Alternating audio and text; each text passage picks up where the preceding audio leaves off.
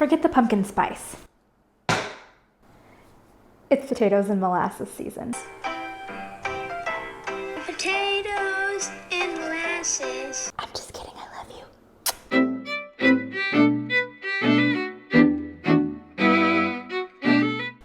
On the real though, it is that most beloved time in autumn where I can finally start rewatching Over the Garden Wall. And every year I really want to create something inspired by Over the Garden Wall. Do I want it to take over my house? No. But I just really enjoy it. And truthfully, the only thing I've really ever made is this little drawing inspired by it. Very quick, kind of sloppy, old Inktober thing for, it was from 2020. And I don't know, I was feeling really inspired. A few weeks ago, I hit up Ye Old Tree of Dollars and I found these little wooden plaques and I've been holding on to them for, geez, I don't know, over a month now, I think. And when I first saw them, I just like immediately thought, I really want to make some Over the Garden Wall themed wall decor. Probably going to keep it up year round, but specifically I think it will go really well with my decorations around the house right now. I think these will make a great addition. I am planning on making this one into Enoch, and I already have like some ribbon for his little tendrils. And for this one, I am thinking that I will just paint a scene, and I just want to have fun and make something cute that I can use as decor. So I guess let's get into it. But first, a little quiet autumn contemplation and dissociation.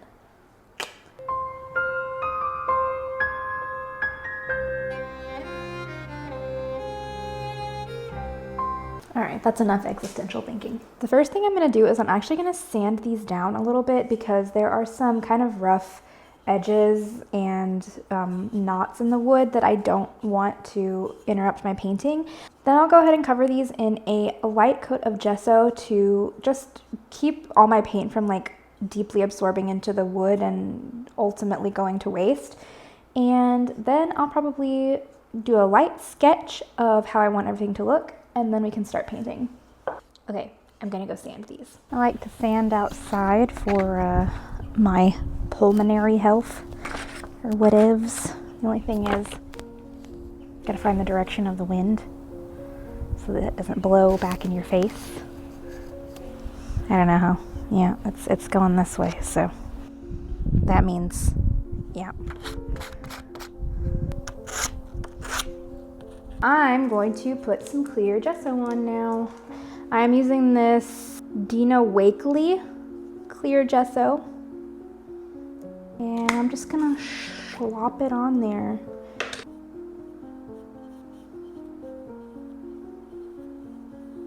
Also, did you guys see where Cartoon Network announced that for the 10-year anniversary of Over the Garden Wall, there's gonna be a special gift from the unknown?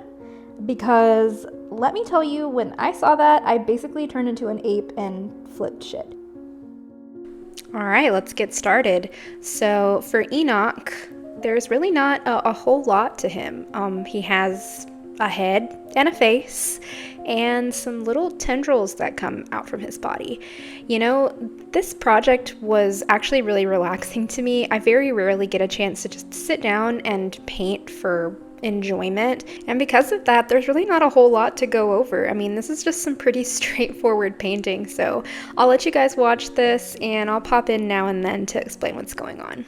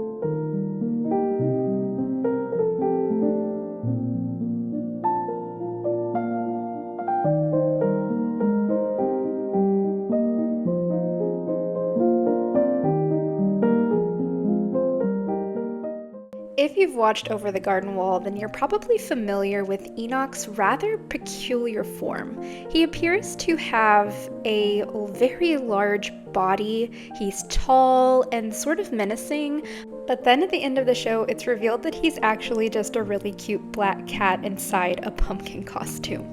And honestly, that's on the whimsy and very weird nature of Over the Garden Wall.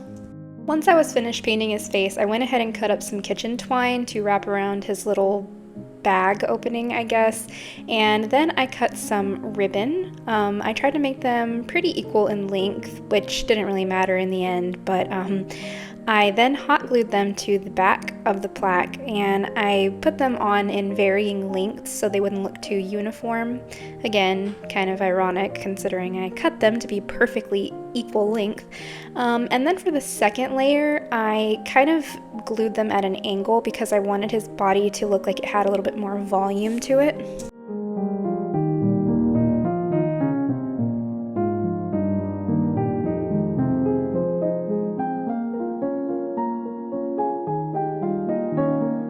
Then, because Enoch likely spends an inordinate amount of time in dirty fields waiting for skeletons to reanimate themselves, I put a dark wash of very watered down acrylic all over his tendrils to make him look dirty.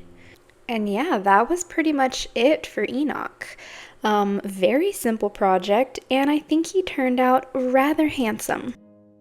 Moving on to the second plaque, I decided that I wanted to kind of give a suggestion of the characters more so than drawing them in full, because I wanted this to be kind of a darker, sort of mysterious, cool ambiance. You know, I'm sure you know what I'm saying. So yeah, there's just a suggestion of them there. And I gave that plaque a nice coat of a velvet matte paint, and then I sketched my design onto it.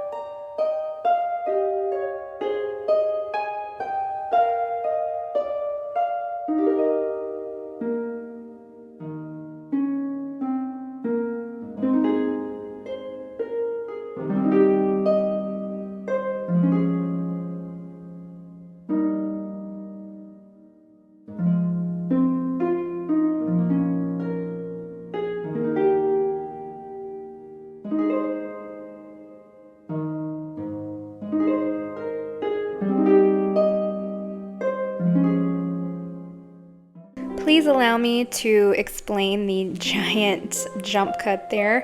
I ended up going a little overboard with the lighting situation, and so I changed that up a lot, and then I kind of got lost in the painting sauce, and I just kept going and going until I was here, and then I was like, oh, I should probably record some more of this. So yeah, sorry about that.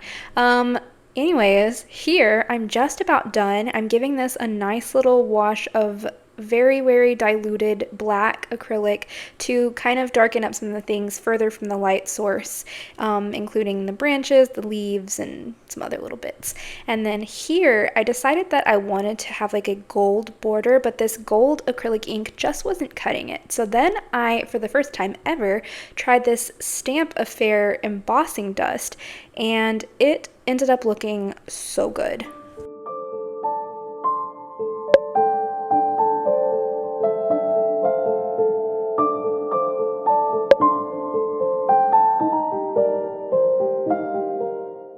At last, we are just about ready to hang these. So I got these cute little sawtooth hangers that are so easy to install. Just a few whacks from the hammer and they were in there. Now this wood is super soft, so I can't say that it'll work for everything, but I really like them and think they're very convenient.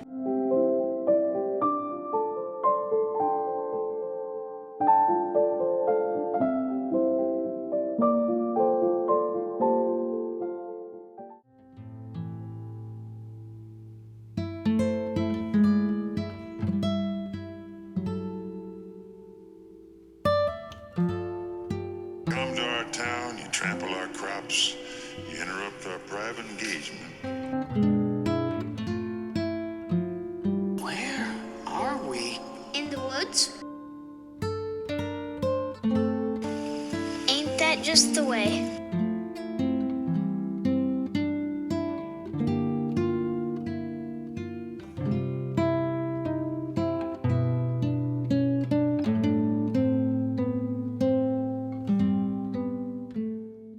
Thank you so much for being here. I really hope that you enjoyed this video, and I hope to see you in the next one. If you don't subscribe today, Oh well, you'll join us someday.